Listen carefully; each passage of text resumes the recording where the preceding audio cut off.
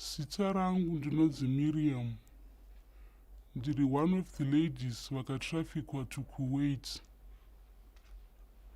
Takawanawo basa through advert yange yabuda kuchechi. Ndobva taaplya zvikanzi kukuwait kuri kudiwa vanhu vanoshanda ikoko vane macourses. Ipapo ndaive nemaqualifications emarketing. So ndaicommunicata neZimbabwean lady aishandira ikoko airecruita vanhu from Zimbabwe. Ndobva ndapuwa nhamba dzake necertain lady aive kuzvitungwisa zvikanzi taurai naye. Ndikamuratidza maqualifications angu zvikanzi ndimi vanhu vari kutotsvagwa kunoku, uyai. So takaitirwa process yekuenda ikoko. Takanzi tibhadhare the lady aive kuzvitungwisa $50 yekuti aite mapapers. Tikabhadhara mari iyoyo inini nesister yangu. Pasina kana 1 week mavhiza edu anga atobuda nema-air tickets. So tiri pakuitirwa process iyo ndakamboda kubvunza vamwe vachibva vati chenjerei, nyika dzamuri kuenda idzi dzine macases ekuabhusa vanhu. But inini ndakaendawo paintaneti ndikanocheka ndikaona kuti of course macases ekuabhuswa kwevanhu aiveko, but Kuwait inyika yaive nemari. Ndozvakanyatsonditora mwoyo. Plus pay yandakanga ndaudzwa ipapo kuti tiri kunotambira ikoko yange yakawandisa. Ndikati chero ndikanoabhuswa zvekuita sei zvingaita kuti munhu ari pabasa anga abhuswe zvekuita sei, as long as mari tichipiwa. Ndakaudzwa mari 4 figures. Pasina 1 week visa rabuda. Ndakakumbira kuti andisendere kopi yevisa. Ndobva anditumira. Ranga rakanyorwa neArabhu. Hapana kana chandakakwanisa kuverenga ipapo kunze kwezita rangu. Tiketi rendege, chifomu chandakatumirwa futi chacho changa chakanyorwa futi nechiArabhu. Ndichingoona zita rangu netime yedeparture. So takasimuka tikaenda. Hazvinabvita 2 weeks. 2 weeks dzadzo dzakatowandisa, process yange yatopera. Tasvika pa-airport, I was intercepted nemaofficials. Handizivi kuti vaiita nezvei. Zvikanzi kwamuri kuenda uku, it's not safe. Handina kuvateerera, ndakatonyepa ndikati ndiri kuenda kuna sister yangu. Because iye agent ndozvaanga andiudza kuti muchamiswa pa-airport. Havasi kuda kuti vanhu vabude munyika. So ndakatonyepa ndikati ndiri safe, ndiri kuenda kune sister yangu kunochengeta mwana. Takafamba zvakanaka. Tasvika kuKuwait. Chinhu chakatanga kundichinjira mabatirwa tanga taakuitwa pa-airport. Tanga taakubatwa sema-slaves. Vamwe ma-visitors aimira muqueue achisevhwa, but isusu takanzi garai pasi pa-floor chaipo chaipo, a very dirty floor. Ndopatakasevhwa tiri, maisimuka muchienda 1-1 kucounter, muchidzokera kunogara pa-floor. Process yedu yepa-airport yakatora I think close to 8 hours. Tanga takawanda nevaibva kune dzimwe nyika. Chimwe futi chakandirwadza pa-airport, takabva tatotorerwa. I think that's the last time andakapedzisira kuona passport yangu. Yakabva yangotorwa ipapo, handina kuzombobvira futi ndaiona. Zuva radoka takabva tauya tichitorwa neainzi ndiye employer, agent, kuti atiendese kuna employer. Tikatorwa tikaendwa nesu kune imwe room yanga iri mutaundi, pakati petaundi, but ari maflats aya anenge ari akasiiwa, ma-abandoned flats. Ndomatikanobvarirwa imomo tiri 5. Mune mawalls akanga aine ma-stains of blood. Maityisa. Manga mangoiswa ka-mattress 1 zvikanzi rarai. Tiri 5. Ndobva asiyatikira imomo the lady aive in Ethiopian. Uya agent akanga ambokomunicata neni kunoku. Takamufonera tapa-airport tikati tasvika. Zvikanzi muchauya muchitorwa ipapo. From now musasandifonera. Hamusisiri vanhu vangu. Mamumaoko umwe mu-Ethiopian lady akaziva kuzotitora. Akabva atotibloka. Handina kuzombobvira ndakwanisa kumufonera futi. Saka tavharirwa murumu yame takabva tazopiwa chikafu. Zvikanzi mukai mugezi, ma-sponsors enyu akuuya. Avanenge vachiti ma-sponsors ndo ma-employers acho. Saka munhu aingodaidzwa zita rake unosangana nasponsor wake obva atoenda. Chaibuda 1-1 chichibuda 1-1. Saka ini ndasara manje nesister yangu ndakabvunza ndikati saka isusu tichaonana sei because it seems tichienda kwakasiyana. Zvikanzi muchaonana after 2 years. Contract enyu yamakafila ndeye 2 years. I couldn't believe it. Takabvunza wani zvikanzi mune muchionana weekends. Zvikanzi kunoku havanyatsogona chirungu. So vaingotaura chirungu chekuti munzwe. Zvikanzi here you came to work, so you work 2 years you go home. Handakuzvitenda. Saka kwaiti sponsor wako akauya so waibvunza smile kuti uratidzike kunge munhu ari kufara. Ukasafara mhene zvako vachichivhundutsira they are going to kill you. So ndakazotorwa nasponsor wangu ndikaenda kumba kwake ainzi sponsor wacho the employer.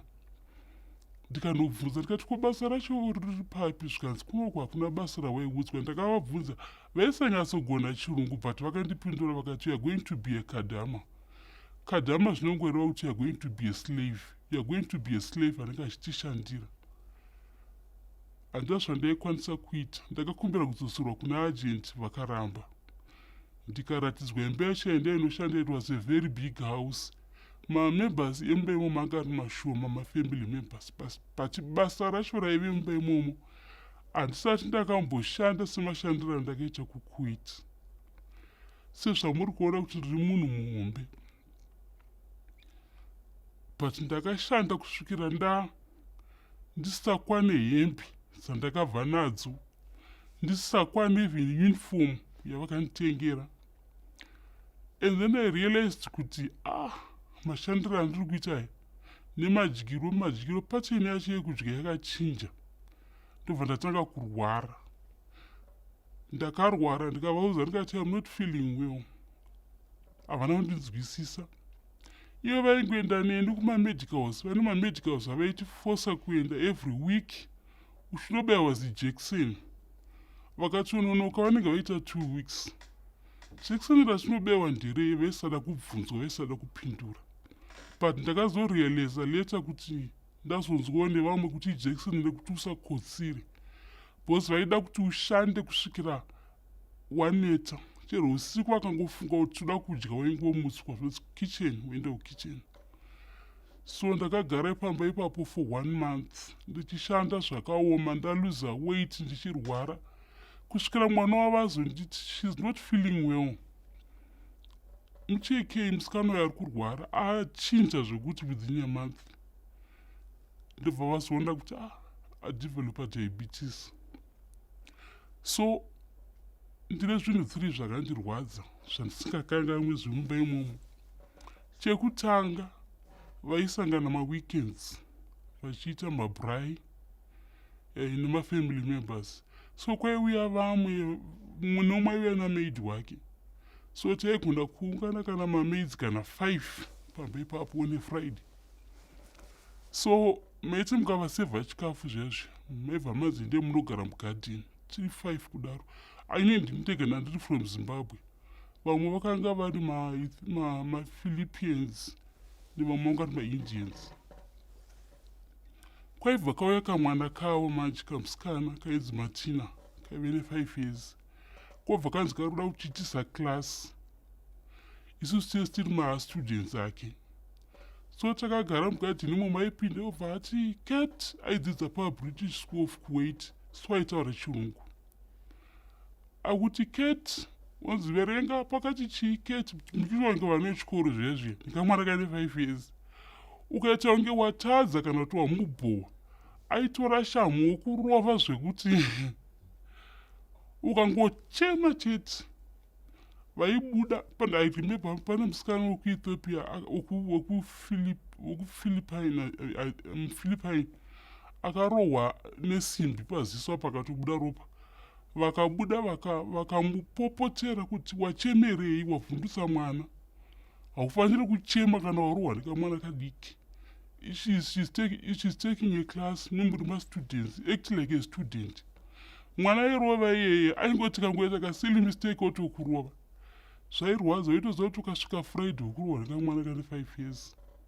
And there's nothing that you could do about it. number 1. Number 2, vaigara nevana vavo vakomana family kwandaisanda inini vanga vari kuma-early 30s. So vakomana ava vanga vakura but they were not married. So vaipinda mumarooms avo handiti. Then they would, I don't know how to explain it, kushandisa word relater. Like they would do something to relieve themselves vega vakazvivharira marooms avo imomo.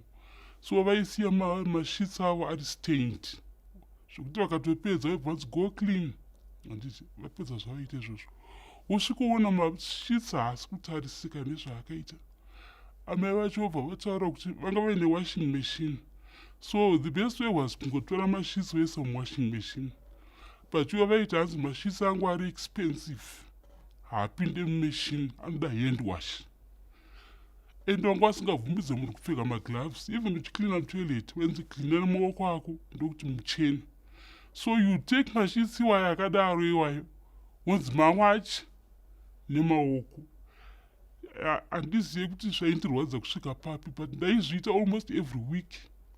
Kana twice a week waizviita. Number 3, chimwe chakanyanya kundirwadza ndiri ikoko inyaya yekuti mwana wavo ndachitaura uyavi the Martina ari ane 5 years akazombouya ndomusi wandakazotisa akati ndoda kuenda naye, this lady she looks like a baboon, I want to take her to school to frighten my friends. Vakatowirirana nazvo vakati uenda kwamakuseni kuti hanzi buda unoona kuti uende nemwana kuchikoro kunovhundutsira shamwari dzake. Izvozvo hazvina kundiitira zvakanaka. Then the fourth thing again I think zvandasina kumenshena, vaenda for mabike race manheru vosiya mudhudhudhu yavo pasi. Isi taigara mu3rd floor. Saka vaita vakabva kunoita maresi avo manheru zvezviya, vakomana vahombe vandiri kutaura vaive vaisitena mashitsi vaisvikopaka mabhaiki avo pasi padown floor paground sorry, vopinda mumba vokwira masteps papasina dzatikwanisi kukubatsira, unofanira kuti kudzokera. Ndikati handichadzokera, it's either you kill me kana kuti ndinofa ndakatogara panapa pagate reembassy. Ivo vakanditeera nemota kuembassy vakasvika ndaako ndatogara, ndikati I'm not going back. So vekuembassy vakazondibatsira vakati saka toita sei. Inini patime yavakambondidzosera yaya ndaigara ndiri paintaneti, pamwe pacho foni yangu ndakaisirwa wifi. Ndobva ndaona kuti kune expatriates shelter yange yakavhurwa I think neUnited Nations handichaziva, yaichengetwa vanhu vanenge vashungurudzwa kumabasa, yainzi runaway center. Yakanga iri padhuze. Zvikanzi let's go and check, tibva taitsvaga because I was the first Zimbabwean to escape ndichienda kuembassy. Ndobva yanotsvagwa shelter yayabva yawanikwa, ndobva vandisiya ipapo. Ndopatakazogara ndakamirira kuti mapepa angu aprocesswa auye kumba. But there's one thing that I need to mention. I need to applaud my government pane zvayakaita ipapo, because pakanga paine maladies close to 200 from different countries vaitaura kuti tagara pashelter panapa for close to a year, mapepa edu haasi kufamba.